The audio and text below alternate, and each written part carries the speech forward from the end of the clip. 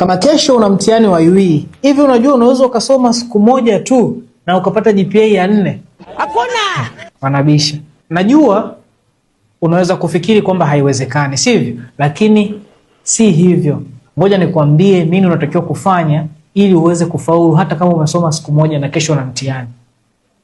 Labda nikwambie kwa kifupi. Marafiki zangu wengi walikuwa wanajiuliza, huyu hasomi sana, lakini amepataje alama nyingi hivi? Ukweli ni kwamba hii ndio njia nilikuwa natumia na hakuna mtu alikuwa anajua. Sasa wewe nenda kukusanua ili na wewe uweze kufaulu.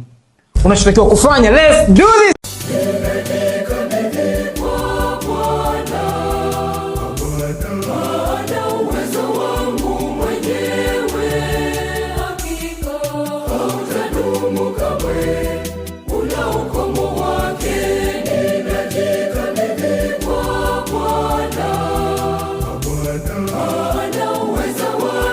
Mwenyezi, hakika ni wa milele.